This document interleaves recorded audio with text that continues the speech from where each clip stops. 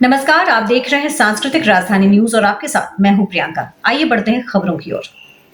खबरों में बात करते हैं देवघर एम्स की,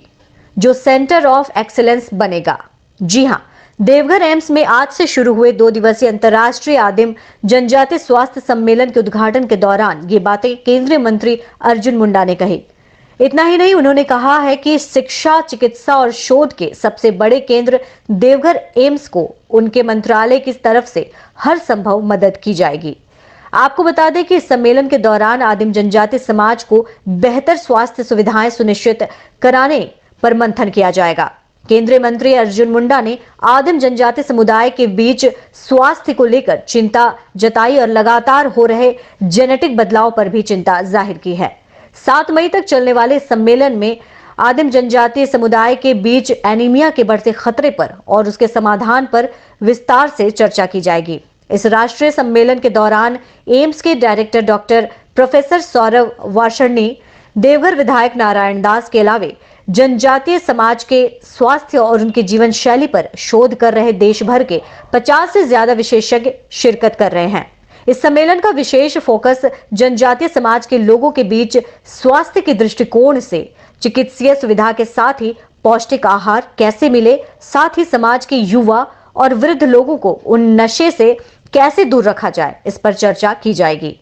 आपको बता दें कि देवघर एम्स में आयोजित इस राष्ट्रीय सम्मेलन को राष्ट्रीय स्वास्थ्य मिशन झारखंड के मिशन निदेशक डॉक्टर भुवनेश प्रताप सिंह के साथ ही एम्स देवघर के president professor doctor N Arora के साथ देवघर एम्स के डायरेक्टर सौरभ वार्ष्णेय ने भी संबोधित किया।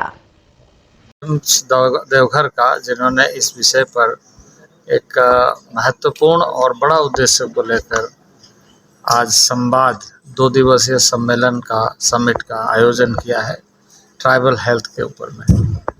ट्राइबल हेल्थ यानी जब हम कई वर्षों का डेटा को एनालिसिस करके देखते हैं तो ट्राइबल हेल्थ में कई ऐसे पैरामीटर है जिसमें हमें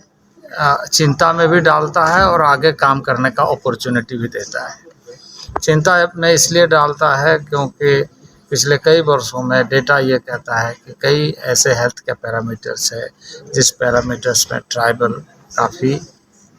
पीछे हैं, चाहे वो इन्फेंट मोर्टालिटी रेट रहे या IMR, MMR, इसमें देखें सुधार हो रहा है। ऐसा नहीं है कि सुधार नहीं हो रही है, पिछले 8-9 वर्षों में तो बहुत ही ड्रास्टिकली सुधार हुआ है, लेकिन इसके बावजूद भी यदि हम देखें तो और भी काम करने की बहुत संभावना है। एनीमिया से रिलेटेड समस्या है और अब ट्राइबल एरिया में भी वंशानुगत समस्या कुछ बहुत गंभीर समस्या के रूप में, जो शायद लोग अवेयर नहीं है कि उनको किस तरीके से जीन में ट्रांसफॉर्मेशन हो रहा है और वो कैरियर बन रहा है और उस समस्या से जूझ रहा है। तो ऐसे समस्याओं के ऊपर में शोध परख हो, उस पर सावधानी बरती जाए, उसके इलाज संभव हो, हर किसी के लिए अच्छी सुविधा उपलब्ध करा सके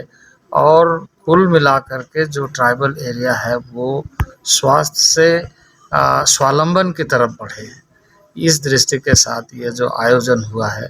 मैं काफ़ी आशान्वित हूँ कि ऐसे आयोजनों के माध्यम से ही हम समस्या का समाधान करेंगे। और मैंने जैसे आज कहा कि हम ये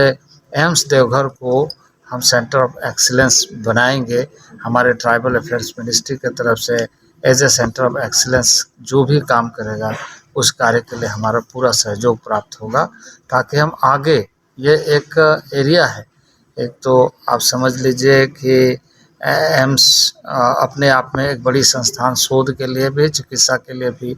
और शिक्षा के लिए भी मानी जाती है। तो ये इस क्षेत्र का बहुत बड़ा उपयोगी संस्थान जनता के लिए ऐसे भी है और आगे ऐसे विशिष्ट चीज़ों के बारे में शोध करते हुए उसका समाधान कैसे ढूंढे ताकि जो ट्राइबल एरिया है वो हेल्दी इंडिया के रूप में। जैसे अभी माननीय मंत्री जी ने कहा, माननीय मंत्री जी से हम हमारे प्रेसिडेंट साहब कुछ महीने पहले भी मिले थे, तो सर ने उस समय भी बहुत प्रोत्साहन दिया था और बहुत हमको आश्वासन दिया था और सर ने आज समय दिया, उससे हम और प्रोत्साहित हैं। जैसा सर ने बताया कि कुछ विषय ऐसे हैं जिसमें अभी हम गैप मानते हैं, या तो हम उन बीमारियों को समझ नहीं पा रहे हैं, उन बीमारियों की वजह को नहीं समझ पा रहे हैं, या उनका सही उपचार की तरफ हम लोग अनुसंधान नहीं कर पा रहे हैं। तो सर्वप्रथम उन विषयों को पहचानना होगा, उनके निवारण के लिए जो भी उपाय हैं, जैसे सर ने अभी बताया कि जो आदिवासी जनजाति हैं वो अपने पर्यावरण से ही अपनी चिकित्सा करते हैं, उस पर भी अनुसंधान किया जाए, ताकि हो सकता है वो बहुत एक जब सब लोगों के लिए लाभकारी उसके परिणाम निकलें। तो एम्स का जो मैंडेट या मानदेय है वो सिर्फ उपचार करना नहीं है, रिसर्च एक भाग है,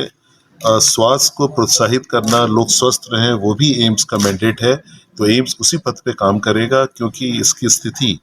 ऐसी जगह पे भारत सरकार ने एम्स की स्थापना की है सोच के कि जिस जगह आदिवासी पॉपुलेशन बहुत ज़्यादा है, तो उसमें एम्स का दायित्व बनता है कि हम पूरे एरिया को स्वस्थ रखने की कोशिश करें, और जो समुदाय जिसको अभी स्वास्थ्य लाभ नहीं मिल पा रहे हैं, किन्हीं कारणों से उनको पहचानें और उन तक स्वास्थ्य सेवाएं पहुंचाने का प्रयत्न करें। एम्स उसमें प्रयास पूरा करेगा। देखिए, कोशिश करने वालों की हार नहीं होती।